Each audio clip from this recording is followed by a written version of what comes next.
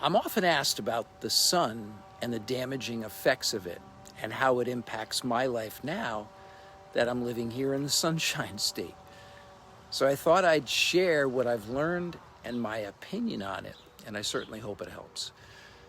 First, I have to say it's my opinion that exposure to the sun has been unfairly vilified over the last decade or so especially.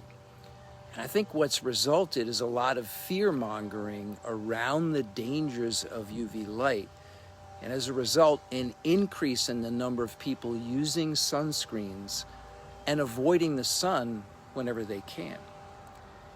Exposure to the sun's rays on a routine basis offers so many health benefits, both mental and physical. There are almost too many to list.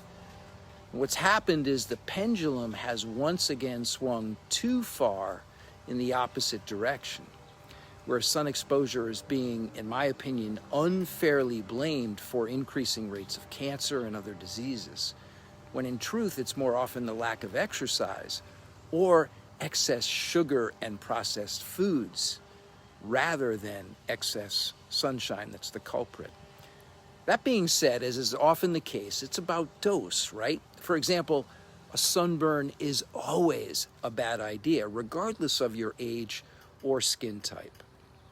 And of course, if you're my age or older and have received lots of sun exposure over the course of your life without adequate protection, like I have, your skin will certainly show the effects of that exposure.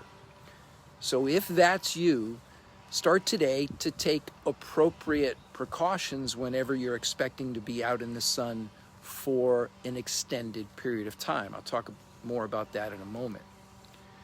What I often see, though, is people, especially people my age or older, who are literally afraid of the sun and end up covering every square inch of their body to protect it from the sun's rays.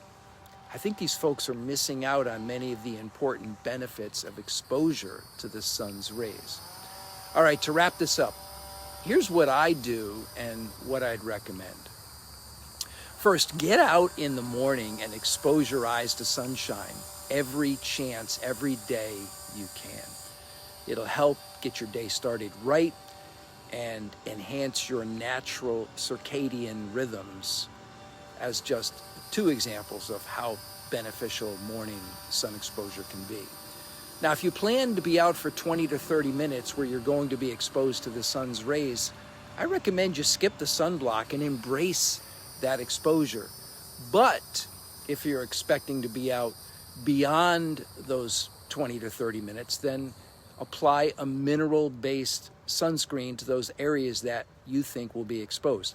Here's the brand that I use, made by Native. I'm not a fan of any of the commercially available sunscreens that contain chemical additives that, in my opinion, might arguably be more dangerous than an excess sun exposure. So look for mineral-based.